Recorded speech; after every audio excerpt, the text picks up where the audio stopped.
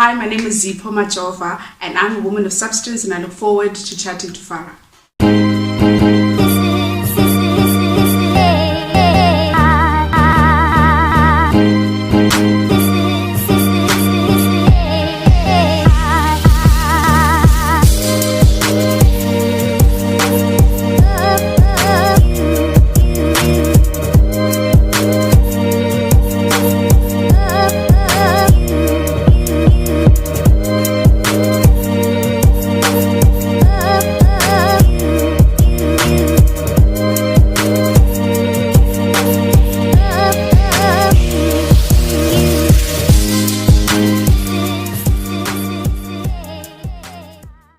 Welcome to Women of Substance. My name is Farah. Thank you so much for watching. And if you've not subscribed already, please do click it now. Yes, thank you so much.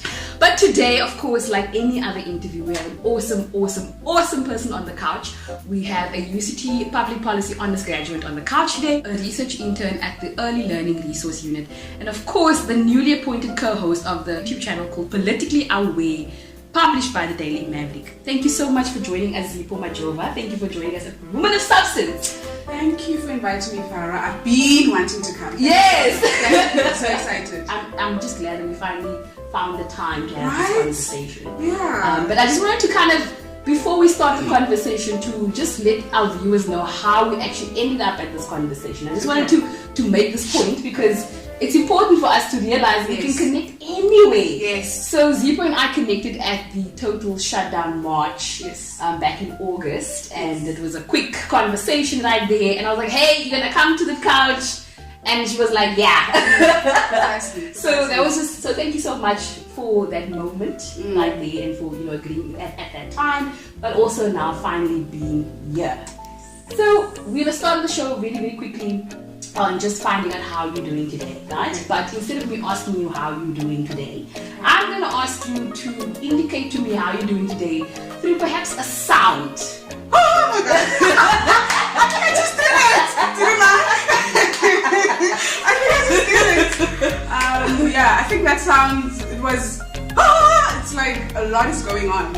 A lot is going on in my mind, a lot is going on in my life.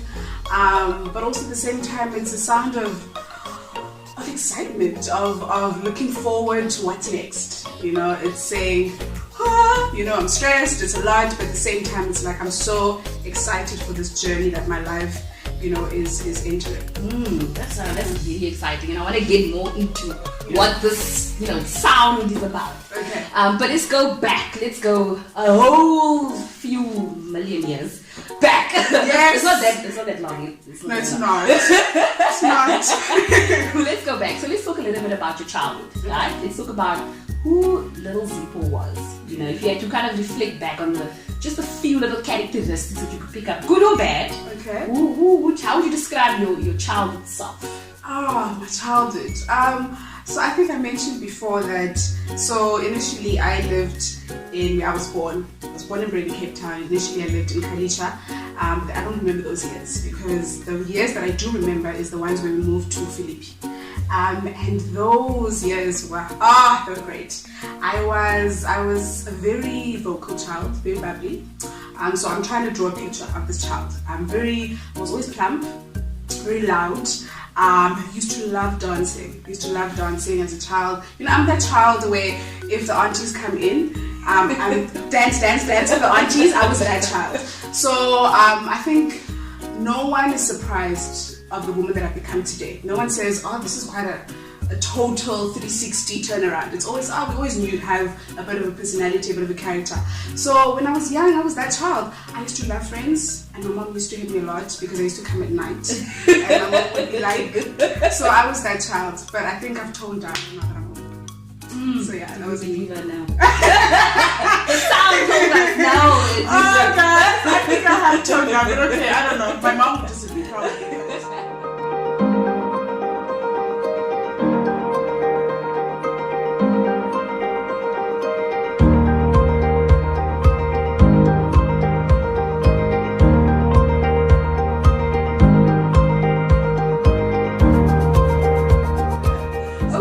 Okay, so you were just out there acting active, loud and proud, so to speak. Okay, so tell me a little bit then about, can you maybe recall any kind of specific moments in your life that kind of indicated a lot of what is going on in your life right now? Oh, I have a moment. I think, but I was 17, was matric, and we had to do an English oral, and so my English teacher said that. So basically, the topic was activism, and we had to choose an activist that we had to research about and we had to present. And so I chose Mahatma Gandhi at the time, and I was 17. I didn't know he was racist or problematic. He was just perfect at the time for me, and I was really intrigued by his interest in passive activism. And for me, that was fascinating, because that was quite different to the activism that I was used to at the time. Because I'd always known it's rioting, it's shutdowns, it's bullets, it's fires, and all of a sudden I read about him, and his activism was very much passive. It was fasting, it was refraining from intimacy with his wife. So it was intriguing for me, and so I did that oral, and I got 20 out of 20 for that oral. Wow! And so yes, and so I think for me, my English teacher then told me that I think you should study PE, and I was like, what is PE? And she was like, what exactly? I was like, what is PPE? And she said to me that it's politics, philosophy, economics. And she just said, I think you would be great. You're a great public speaker. And I think right now I can honestly say the rest is history. At times it is the most unorthodox advice, conversations that really can push you and springboard you into the next level. Precisely. A little bit about the activism, right? Yes. So you read about Gandhi, you've been talking about these things, and you're quite vocal on a lot of these issues, right? Where did that start? Why? Why care about anything?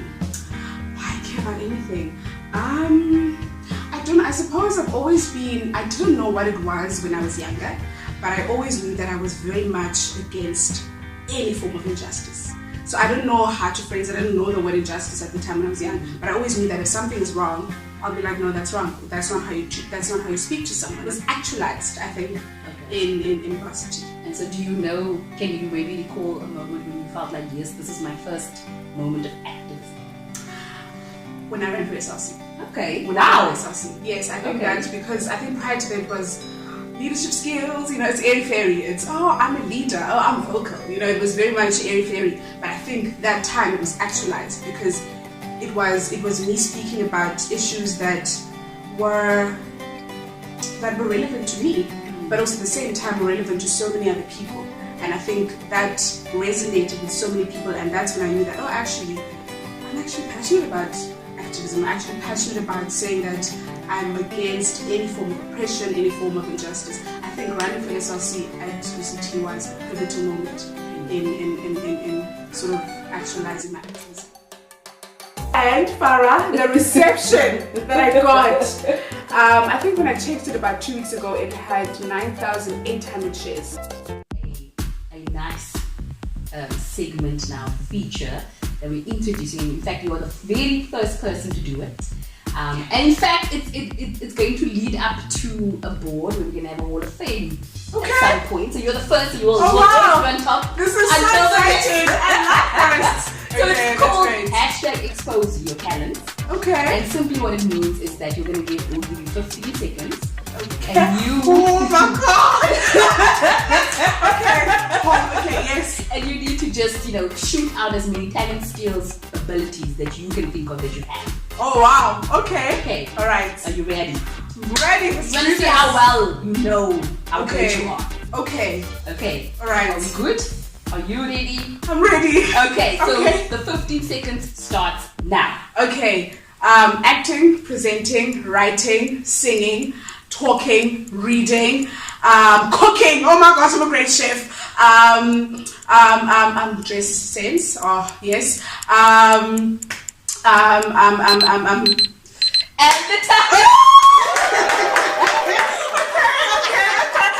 I think I mentioned all the important ones. Yes, you did. 8 out of 15 seconds. Oh wow, that's not too bad. Yeah. So you seem like, and again, I've had several people walk on the couch, really self-assured. You seem like someone who, you have a sense of self, right? Definitely. I have a sense. So tell me a little bit about those days where you're like, I ain't confident about anything like that? Like, this is not, I'm not gonna do it. I think this year was that year for me.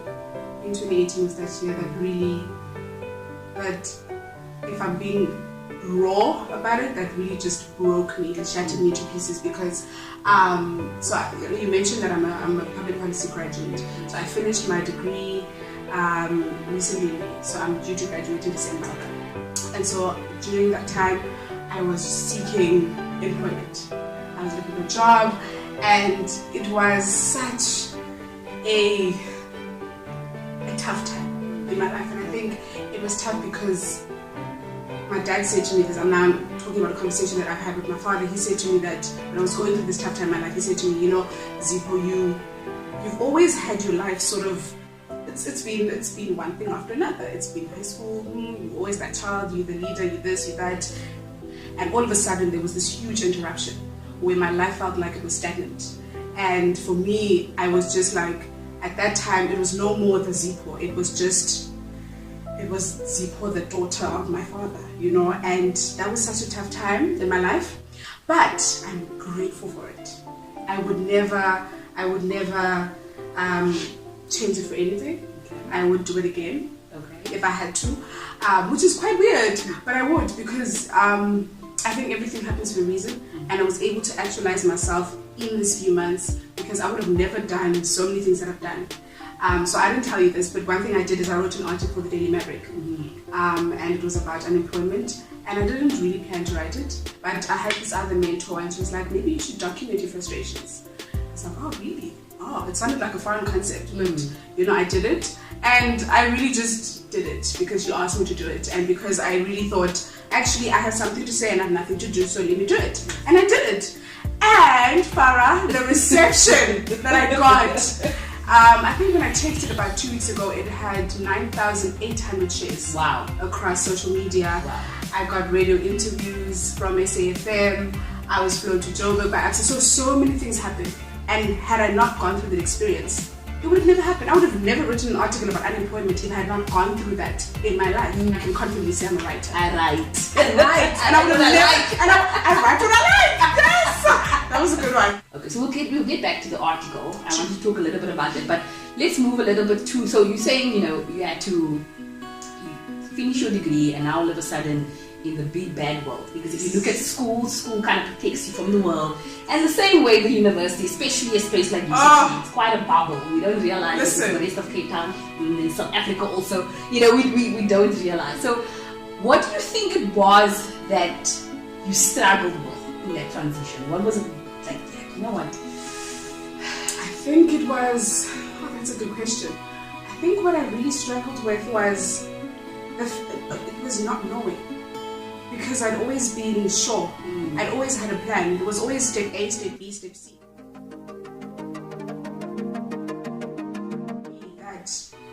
That gave me so much fear and anxiety. And I think that for me was really what broke me. Because all of a sudden, for the first time in my life, I had no control over my life. Then tell me, what do people often criticize about you? Good question. Sometimes I'm too nice. Okay. I think, sometimes I'm too nice. I think my friends, they're so protective of me. Sometimes I say yes to a lot of things, and I know I shouldn't have said yes, but I say yes anyway because I feel so bad if I say no. And I'm learning the art of saying no. That no is important, and not having to explain why you say no. No in itself is a sentence. It's not a word, it's a sentence. No, full stop. Okay. That's so. When I search, we obviously now segment on this segment called You Got Searched, and we put your name into the search bar and just saw what comes up. We don't know. So I'm gonna ask some questions about it, and then you can just let me know what the context is. Okay. Right? So this is the first one which you actually mentioned before. We picked up, the first thing that came up was actually your article called From Degree to Internship to Unemployment, the Life of a Black Graduate. Okay. And the intro says, Black graduates are faced with the bitter choice of either working for free, for the bare minimum, or not working at all. So then how do you get to Daily Maverick? Right, and then send it straight? How did that So initially I wrote it for this other blog, and they were happy to release it. And then after 2 weeks, you know, the optimist in me came up, and I was like, actually, let's go higher, let's go bigger, you know. And I was like, why not send it to Daily Maverick? It was literally me shooting my shot. I never told anyone about it. It was just a decision. I woke up and I was like, actually, I'm sending my picture to Daily Maverick, and I did it. And then boom. And the rest is history. Let's go into the next one. Okay, so this one might disturb certain people, but it's a status update from Facebook. Okay. And I want to read it to you. Oh, and I want to know if you feel the same way. Okay. Or you want to apologize to people. I'm joking, no. Oh, okay. It goes like this. It says, I miss Beyonce's old music. That Daisy in Love, Deja Vu, such a fierce Beyonce. The love on top, an excellent type of Beyonce. Not that I'm against artists evolving and tapping into their versatility. I'm just struggling to identify with a trap or rap artist. Or maybe I need to give it more time. I don't know. Okay. Listen, you know, I stand by that. I'm sorry, Beehive. I stand by that. Please don't come for me. The Beehive is so strong. You know, I stand by that. I'm just being honest. I really do miss the old Beyonce, you know, the sensual Beyonce, the I'm in love Beyonce, you know, the romantic Beyonce. I'm not against this one, you know, it's beautiful. I think, as I said, I'm not against artists involving. I think it's beautiful. I can't resonate to that. I think maybe the Beyonce that the Beyonce that I love has been so indoctrinated in my mind that I'm struggling to adjust to this new one. So I think for me that's me. But I think she's still a great artist because she's everything. I love it. If you ever get to see this video, but I'm just being honest. I don't like this ape. What's the song? Ape song. Yeah. I don't feel it. Okay, I would just want to be sliced there. Okay, and then the final picture. I just want to show you this picture. Oh my gosh! What was happening? Oh, police! Listen, you see, I told you right from the beginning that I used to be that child that used to dance. Yes. So that was formal. Okay. And I don't know what was happening there. Why did I do that? It was so embarrassing. Clearly, I was having a good time. You see, there I was so happy. I really was. That is actually the night where where SRC results were revealed. Oh my! So I was but that was prior to the results being revealed. Okay. I think I was feeling in my spirit that I would win. Yes, the spirit was coming through you. The spirit was coming. Yes. So I was really happy. I was so happy, and I was in second year, and life was perfect. Okay. It was literally those years where I'm in varsity. I have no struggles, I have no problems. Yes. So I think that's what was happening. Yeah. That was happening there. Yeah, it was just me being a carefree black girl. Okay. Let's talk a little bit about unlearning. So, what is your biggest lessons or biggest unlearnings in your life? There's a lot. I think one thing that I've had to unlearn is there's a lot. Preconception that as women we have to be, you know when you grow up you are groomed to marriage, you know, to aspire to marriage, to aspire to be this submissive woman, to aspire to be, you know, have kids and family, and those are all great. I think that's beautiful. But I think I've come to learn that should that not ever happen in my life, I'm still woman. I'm still woman enough, and I'm still whole. And I'm not less than a woman if I'm not married, if I don't have kids, if I don't aspire to that. The day that I unlearned that, I became so much more carefree and I became so much more happy because I know that I don't have to live my life to appease the gaze of patriarchy or patriarchal standards. Okay, let's talk a little bit about future plans. So what should we be on the lookout when it comes to Zipho Majova? I think I want to continue writing. Okay. I think that's the first, because everyone always asks me, when are you going to write another one? You know, I think I really want to continue writing. I think maybe we should look out for more pieces that I might publish, but no promises. Okay. I can't say this date or whatnot. Yes. And I think presenting, maybe, you know, let me put it like this: media. Okay. Media. Okay. I see myself actualizing myself into that trajectory. And politically aware? Politically aware, you know, I see that happening more in the future. I think it's, you know, politically, I think it really changed my life because I'd never done something like that before. It really excites me. And so hence I say more presenting. Okay. Whether it's more with politically aware or more with, different, channels. Okay, great. Okay, so then how do we connect with you if we want to connect with you? I want to collaborate of some sort. Like cooking shows. Yes. You can get me on Facebook. So my name is Zipho Majova. So that's MTSHANAKAZI. Quite a long name. Zipho Majova. And you can also get me. My email address is ziphomajova@gmail.com. Okay, great. Yeah. Okay, thank you so much for joining us on the couch, Zipho Majova. It was fantastic, phenomenal, an amazing conversation. There's just so much. I mean, we could probably speak for another hour. Listen. I'm really grateful. Thank you so much for just being open and being such a beautiful, bright spirit in the space. Oh, thank you so much. And we absolutely never let our women of substance go without showing some appreciation. So when I went through your socials, I saw you a person who wears small stud-like earrings. Yes! And I thought, Zipho, you can't be this bold and not be putting bold earrings out there. Oh my goodness. So we got these African earrings. Thank you so much for your time. And we hope that you'll be bold out there with Africa hanging on your ears. Thank you so much, Farah. I really appreciate this. Thank you for inviting me. I think I also learned so much about myself.